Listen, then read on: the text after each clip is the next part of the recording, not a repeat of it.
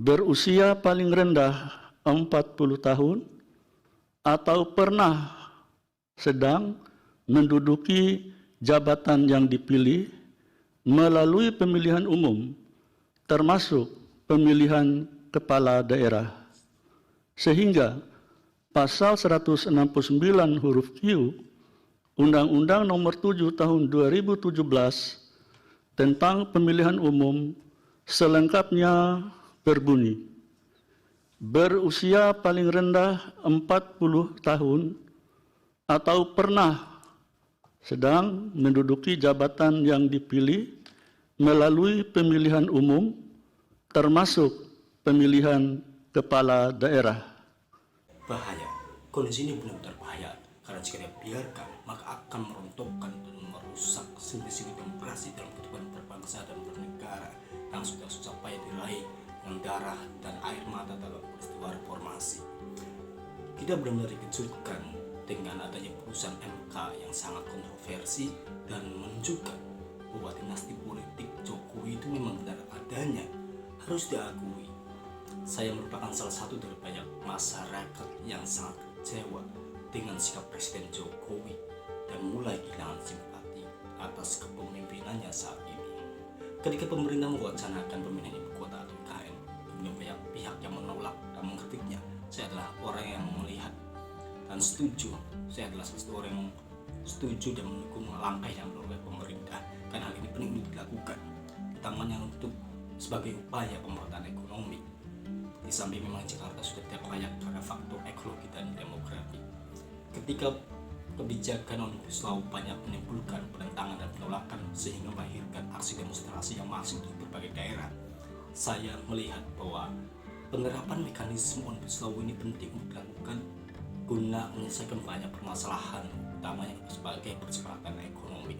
Bahkan ketika kasus Rempang menimbulkan konflik dengan masyarakat lokal, saya masih tetap mendukung pemerintahan karena yakin bahwa apa yang dilakukan pemerintahan adalah untuk kebaikan yang lebih besar.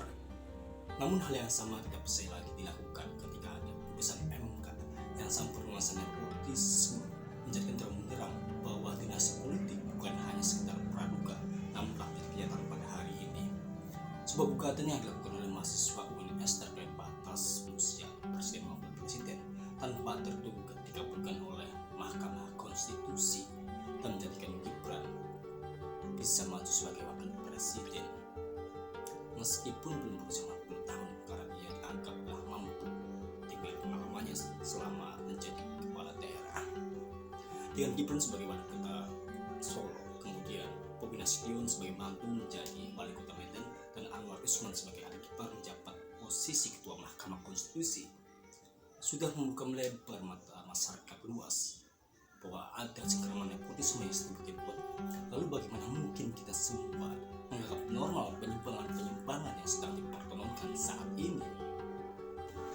Putusan MK yang sangat kontroversi ini kemudian ditambah lagi dengan manuver politik Kaisang yang bergabung dengan partai PSI, kemudian diangkat sebagai ketua dalam hanya 2 hari setelah ia masuk. Dan kemudian melakukan deklarasi mendukung kakaknya sebagai wakil presiden. Semua rangkaian ini harus dianggap sebagai ancaman nyata terhadap demokrasi hari ini dan di masa depan. Oke lah, kita coba adil dengan berpikir bahwa mungkin ada niat baik Presiden Jokowi bahwa pembangunan yang dilakukan oleh beliau selama 2 periode memang harus dilanjutkan untuk diselesaikan, karena memang fakta sejarah sejak tidak adanya GBHN sebagai rancangan pembangunan jangka panjang, tidak ada jaminan bahwa program yang dijalankan presiden saat ini akan dilanjutkan oleh presiden setelahnya. Presiden yang baru cenderung akan selalu mengedepankan menjalankan program-program dalam misinya dibandingkan mengajukan program yang ada pada presiden sebelumnya. Namun bagaimanapun juga alasan ini tidak bisa menjadi landasan sehingga kemudian mendorong sang saudaranya untuk melanjutkan kekuasaan dengan menarik Mahkamah Konstitusi ke dalam takur kepentingan politik praktis yang hanya menguntungkan kelompok tertentu. Sejatinya ini merupakan pengkhianatan besar terhadap reformasi, di mana lembaga Mahkamah Konstitusi yang lahir dari rahim reformasi sejak awal dimaksudkan untuk menjaga demokrasi. Namun ironisnya hari ini justru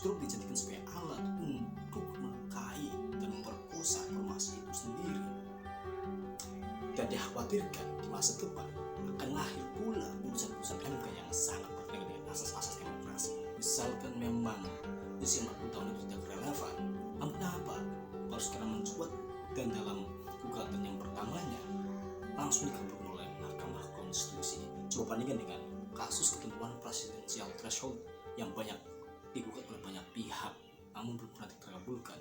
Semua rangkaian ini dapat ditangkap kemudian sebagai kebetulan belaka. Jadi MK sedang mencari-cari alasan untuk mengabulkan syarat seseorang tertentu agar bisa maju di tahun pemilu 2024. Jadi cari-cari konsepnya.